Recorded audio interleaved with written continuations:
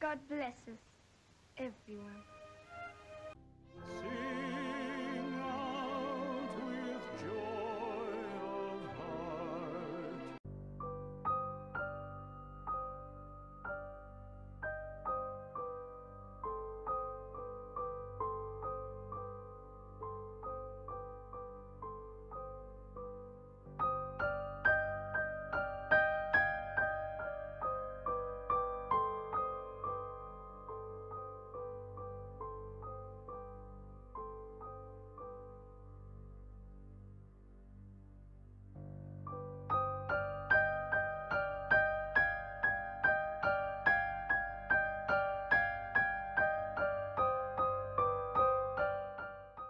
I love ham.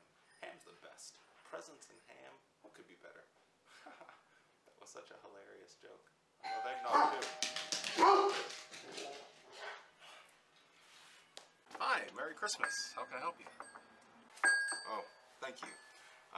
Hey, we were just stopping by real briefly. I know everyone's probably busy today, but we just wanted to share an encouraging word from God's Word, the Bible.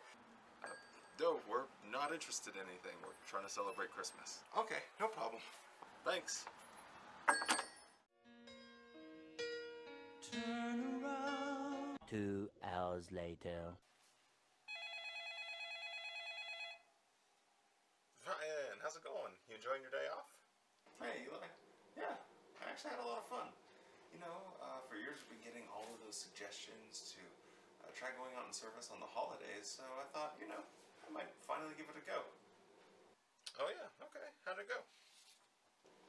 Well, it was actually better than I thought. It was nice. Almost everyone was home, obviously, and everyone seemed pretty pleasant. Were any of them interested in learning more about Jehovah? Or were they just being pleasant? Yeah, not so much, but just being seen out there was definitely a good witness. And, you know, the angels can't use you unless you're out there, so we feel like we did a good job. That's just like you, Ryan. Always trying to set a good example. Anyway, the reason I called is I was going to see if you wanted to come over for dinner and watch the basketball game. We got a big dinner planned. I got a bottle of Macallan's single malt. It should be pretty fun. That definitely sounds fun. What time should I come over? Excellent. So the game starts at 5, dinner's at about 6, so you're welcome to shoot over whenever. Okay, great. I'll head over around 4 then. Sound good? Alright, sounds good. I'll see you soon. Perfect. Okay, see you soon. Bye. To do what's right is a constant fight. Don't wanna let my heart decide. I want God's word to be my guide. It's so hard to break free. This desperate heart inside of me makes wrong feel right and a right feel wrong, but Jehovah makes me strong. He says, know that I love you. Hey, buddy. Hey, Eli. So I was thinking about something. Remember what it said in the God's Love book about not participating in worldly holidays? Bro, we're just having dinner and watching a game. If we did that tomorrow, then it would magically be okay. It's just dinner and a basketball game. Like, what's the big deal? It doesn't make any sense. Yeah, but in the God's Love book, it clearly says, on the days of worldly celebrations, a Christian would be careful that his conduct not give others even the impression that he is joining in the celebration. So if we're having a party, doesn't that definitely give the impression that we're participating with them? Okay, whatever, Ryan. Your invitation still stands. You're welcome to come over. If you don't want to, hey, that's fine. I'll respect your choice. But, you know, the kids were looking forward to you coming over. They were even going to make you a present. Wait, you guys are giving gifts? Dude, it has nothing to do with Christmas. It's just a nice day for the kids. They get some gifts. I have the day off work. We get to spend it with family. We were hoping that you would come over too. But, you know, if you don't want to come, then that's okay. But the invitation still stands, okay? Well, I do appreciate it, but I am going to have to decline.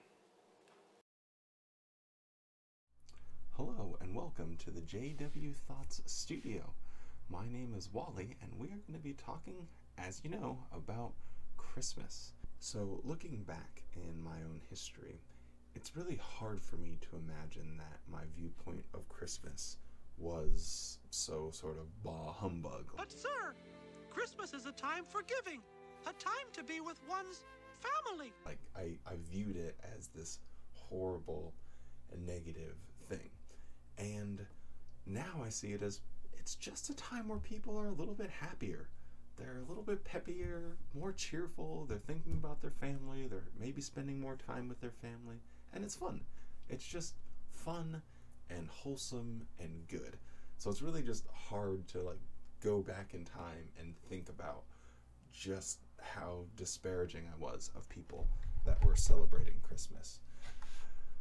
I wanted to share a couple quotes with you guys, though, that just talk about some of the reasons that the Jehovah's Witnesses don't celebrate Christmas, and just a few of my thoughts. One of my methods when I was waking up was to look at all of the things I thought were true and the things that I felt I believed, and try and separate those from what actually can be demonstrated. And at first it was, well, what can actually be demonstrated in the Bible itself, and then later on, logic, reason, science, all that good stuff. But anyway, that was one of my methodologies. Take every single thing that you think you know and dissect it, which I think is one of the most healthy exercises that anyone can do. Now, when it comes to the witnesses, they have such a vast catalog of very minute rules and details and extrapolations of scriptures that, if you look at it closely, how do they even reach these conclusions? And Christmas seems to be one of those things. Are they going to use to justify it? And is their position, hypocritical? So the first quote I wanted to share was kind of just a overall commentary that they give, and it's from the 2017 Watchtower, number 6, page 15. It starts off that millions of people around the world believe that it's Jesus' birthday, and then, however, have you ever considered whether first century Christians, those closest to Jesus, celebrated Christmas? And then it goes into talking about birthday celebrations. Now, birthday celebrations and the Bible are kind of a dubious thing because it only mentions a couple. Negative things happened, but it doesn't necessarily say they are bad. And if you go down that road of, well, it mentioned it in the Bible, but it was only in a negative light, it really is a slippery slope that gets you nowhere good. But anyway, so they think birthday celebrations are bad because only time they're mentioned in the Bible is because they're bad, and we're not told to celebrate birthdays. So then the second argument they give is the Bible does not record that Jesus or any one of his disciples celebrated Christmas, which is just funny to me because obviously anyone that has Google can figure out, when the Christmas sort of tradition started, and of course they wouldn't celebrate it because it hadn't been invented yet. And the last paragraph is the one that I wanted to really get into, though. It says, as the great teacher, Jesus gave clear instructions on what he wanted his followers to do, and these are recorded in the Bible. Celebrating Christmas, however, is not one of them. Just as a school teacher does not want his students to go beyond the instructions given them, Jesus does not want his followers to go beyond the things that are written in the Holy Scriptures. So their argument can essentially be broken down or condensed to, the Bible doesn't say that we should do it, so we don't. The first century Christians and Jesus didn't do it, so we don't. But then that begs the question, if something's not explicitly expressed in the Bible, does that mean that Jehovah's Witnesses will not do it? And that is a road that they probably shouldn't go down, because you can just imagine how far it can take you. Think about wedding rings. Okay, well, wedding rings, they have quote-unquote pagan origins, yet they're fine with that. The Bible doesn't tell them to do it. The Bible also doesn't tell them not to do it, and yet they do it. Another one is the medical use of blood. The Bible has a few things to say about eating blood, but it has nothing to say about the medical use. Well, in that case, they don't do something that is not even mentioned. It's not talked about. And how could it be? Because there wasn't any way for them to know about the medical use of blood.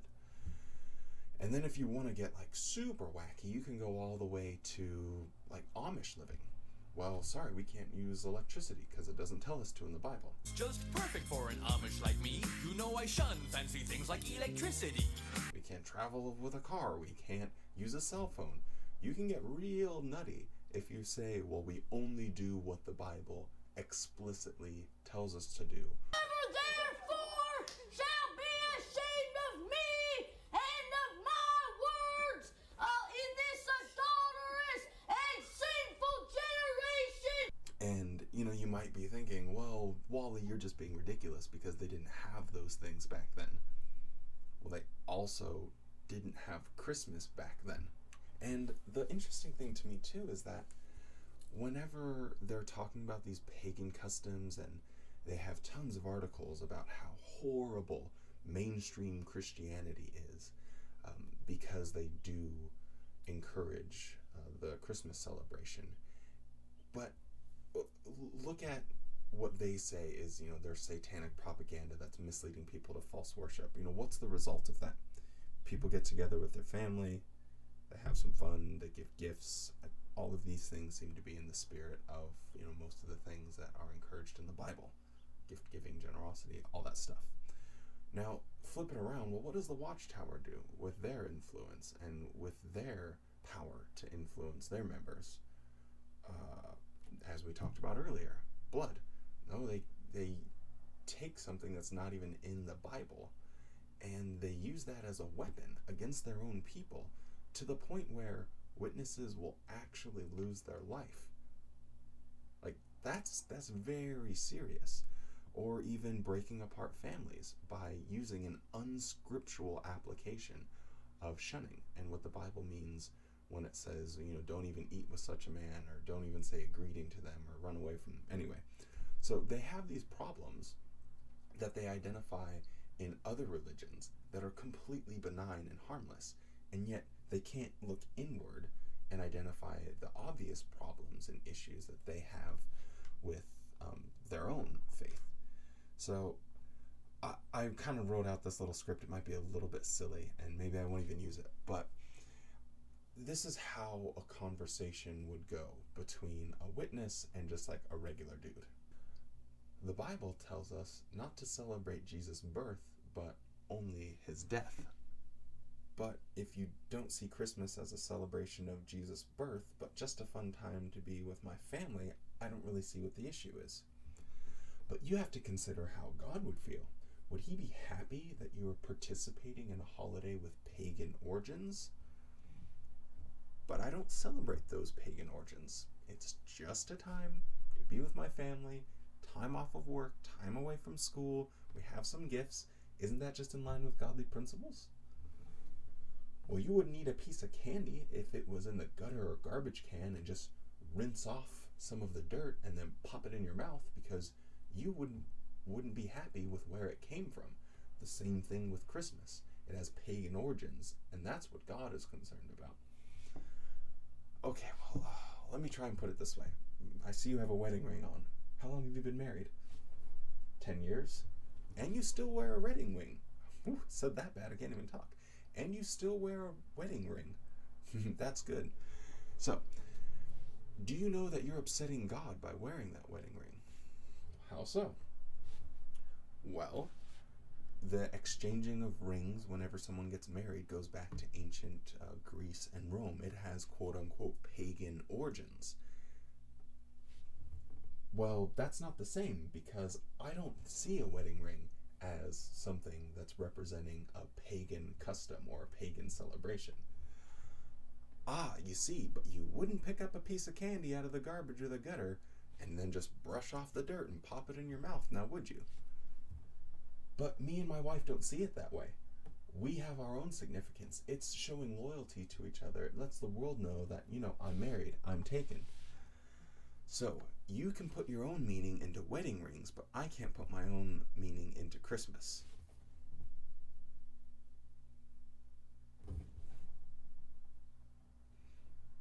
And that is the flaw in their logic. They can take something like wedding rings and just put blinders on that it's the exact same thing. You can't tell someone what meaning that they're going to put into something. It is just the classic mental jerk off that they have to do, because how else can you make sense of their beliefs when they have these fundamental dichotomies in them? So the next thing is, you know, what are the holidays really like for a witness? And if you were born in the organization, I have to say it's properly mundane. You don't really feel bad that you don't get to celebrate Christmas. It almost doesn't even pop in your mind. I have this thing that I say, strange becomes normal over time, or if you don't know any better. And it's really true in this instance. It's very bizarre. It might seem very weird to people on the outside. No, you're really weird. But when you grow up that way, it's just what you know, and it doesn't seem strange at all. Now, the one thing that did bother me about the holiday time was, and I can't really speak to if this is true with all witnesses, but I can certainly say that within my circle, or the circle of influence that was around me, it was very true, and that was making very disparaging remarks about the people that were celebrating the holidays. And it would be something like, well, worldly people, they can only think about each other and care and love each other only one day a year, and then they go right back to drinking and cheating on each other. Okay. Or they'd be like, you'd be driving out in the ministry, and, you know, some crotchety person would be like, you know, gifts givings and lights, those won't make you happy. It can't fill that void in your heart that Jehovah's organization can.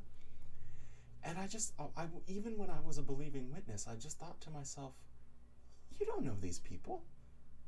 You don't know what makes them happy, what gives them joy, and who the hell are you?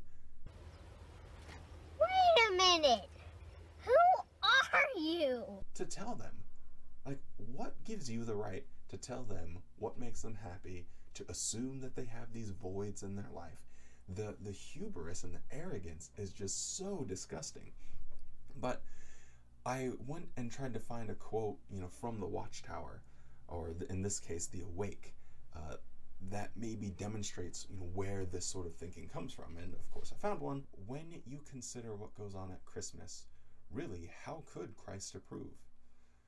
Alcoholics and their families have an especially rough time of it, because the Christmas spirit so often comes in bottles, Time reported, and the lipstick worn home from the office party distributes untold millions more. So yes, Christmas has not changed from its licentiousness of earlier days. So it's just judgment. Oh, nope, you're gonna have lipstick on your collar from the office party, and you're just gonna get drunk, and that's how they see Christmas. And they ignore many of the positive aspects of it. So really, really kind of a dour sort of view, and it really led to a lot of judgment and arrogance, I guess, in my opinion. Now, the judgment didn't just apply to people on the outside of the congregation. It also was on the inside. And this takes us to what actually I wanted to talk about all along, was the concept of a family day. So some witnesses that had maybe converted later on in life and had kids, you know, still had that emotional attachment to the holiday season and the festivities and the gift giving and blah, blah, blah, blah, blah, blah, blah. Christmas! Tell me more about this Christmas! So, enter Family Day, where you don't celebrate Christmas, but you just spend time with your family and you still give gifts and everything. Now, most witnesses were pretty quiet about this, or they would do funny stuff like, well, we'll just do it on December 24th or on the 26th, or whatever it might be, you know, just trying to find an easy workaround for it. No lights, no tree, but we can still have the concept of it, which I think is a clever way to deal with the oddity that is, you know, not, you know, participating when there's all of this stuff around you. I want to read a quote now from the Keep Yourself in God's Love book on chapter 13. It's called Celebrations That Displease God. I think it's important to note how there's a variance between the different genders, and when it's talking about this fictional situation, or maybe it's a real situation, I don't really know, but they've obviously invented it because they're saying if, perhaps, maybe. Anyway, at times, situations may arise that test our love for Jehovah and our grasp of Bible principles.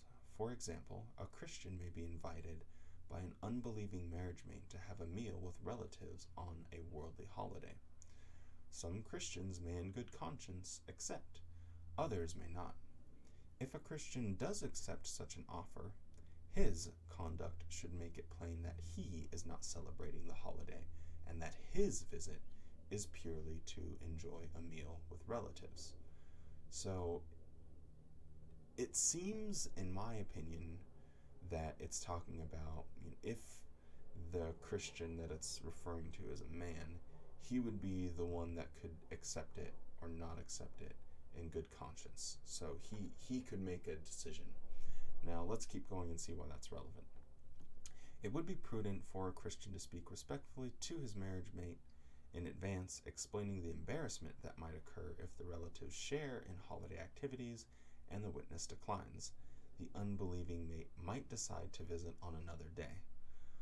Again, how stupid is that? It's just you change days and doing the same thing is fine. It's ludicrous. Anyway, after hearing his wife's explanation, what if the husband of a Christian woman still insists that she accompany him? So now we have a distinction where it's saying, okay, well now let's switch the genders around and see what happens. She might conclude that as head of the household, she has the responsibility, or he has the responsibility to provide food for the family. In this case, the meal is at the home of his relatives.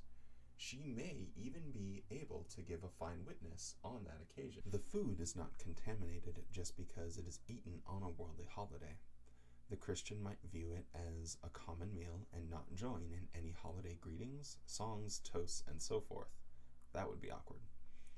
Another factor to be considered is the effect that sharing in such a meal might have on others. A Christian wife should take into account the possibility that others who learn of her visit with worldly relatives on that day might be stumbled. In addition, will the family pressure the Christian wife to compromise? The desire to avoid any embarrassment can exert a powerful influence, so it would be important to think the matter through in advance, taking all these factors into consideration, including, of course, her own Christian conscience. So it's interesting to me, at least, in that quote, how it seems like, well, if you're a dude, you can decide whether or not you want to go.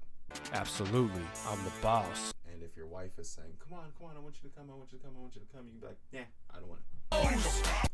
Whereas if you're a woman and your husband is the unbeliever and he insists that you go, well, then you have to get dragged along, which maybe it's just like my inner feminism that I read that way, but it is a quote that might speak to the attitude that Jehovah's Witnesses have towards women. So another thing that it mentioned there was it was talking about how you want to be mindful that you don't stumble one of your fellow witnesses. And much to my shame, another life ago when I was a young, eager witness, What did you say?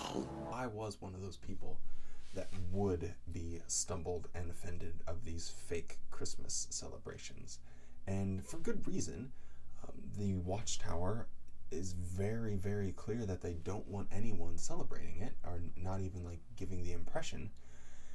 When you look into the Secret Elders guidebook that has the breakdown for rules and punishments, under apostasy, which is one of the worst things that you could possibly be, the first thing that can get you marked as an apostate is celebrating false religious holidays. So they're very obsessed about it, and it gets to the point where it just gets absolutely wild. In the same book, The God's Love, chapter 13, page 155, it says this: "On the days of worldly celebrations, a Christian would be careful that his conduct not give others the impression that he is joining in the celebration. Whether you are eating or drinking or doing anything else," wrote Paul, "do all things for God's glory." There you have it, ladies and gentlemen. Be careful. You don't want to even give people the impression that you're joining in with their celebration. The impression. What does that mean? Can I not be happy on Christmas? Can I not act festive? Do I have to like turn my lights off? Do I have to eat like oatmeal? Can I not have a nice meal? Like, where does it end? And it's so bizarre to think that in their minds, the master of time and space, the key holder to everyone's eternal salvation, is more interested in his followers not even giving an impression that they're being happy on Christmas Day. He's more interested than that, than, I don't know, stopping a hurricane that might kill 1,000 people, or stopping a disease that could kill 1,000,000 people. Nope, sorry, I am too busy to fix those issues because I need to make sure that my servants aren't even giving the impression that they're taking part in the festivities. So, something that I think is very healthy, because honestly, if you're someone that was raised in the organization, you have to laugh. You have to look back at yourself and how you thought, and just have a cry if you need to have a cry, but you need to have a laugh about it. So it's something that I always try and do, and my method is I try and find, about any particular subject, the funniest thing that I thought to myself in my witness brain. Like, what was the funniest thing looking back? I remember when finding out that someone had left the organization or was disfellowshipped, and finding out that they had or were celebrating Christmas. And on more than one occasion, I thought to myself, even if I left the organization, even if I was disfellowshipped, I would never celebrate Christmas. Like, what kind of logic is that? And going back, I can kind of see where I was coming from. Like, oh, I know I'm imperfect, I might mess up, you know, things might happen, but I still will know it's the truth. And because of that, I would never celebrate Christmas. And I just, looking back on that way of thinking, it's so bizarre. Like, I just have to laugh at myself. Like, how funny is that? Oh, we lost our snowman. Hold on, let's get him back. So even thinking about that whole concept of, well, I still will know it's the truth, it kind of made me realize something else, that whenever I talk or have had an opportunity to talk to some of my family, and they're all still in the organization, and I have not had a lot of time because they don't like talking to me, they don't want to listen, they don't even want to have honest conversations. In all of time and space, we've probably talked for maybe 2 hours, and witness talking for 2 hours is different than normal people time, because they just want to repeat the same thing over and over and over. So you could condense the meaningful, honest conversation that we had, well, maybe not honest, but meaningful or honest to me, to about 10 minutes, so it's not a lot. But anytime we did have some of those brief conversations, the exact same thing would happen as I thought when I was a witness thinking about those that were disfellowshipped or had left and were celebrating Christmas. You know it's the truth. That's all. That was the only answer that they gave if I asked them about, well, this thing of Noah, or this inconsistency in the Bible, or why didn't this prophecy come true? But you know it's the truth. But you know it's the truth. But you know it's the truth. And I guess when my brain was a prostate exam for the governing body, maybe that's a bad joke, but my head was so far up their ass, I thought the exact same thing about disfellowship people. But you know it's the truth. Well, we all know what the truth is now, and I thank you so much for taking the time to watch this video. There's going to be many more like it to follow. So, yeah, until next time.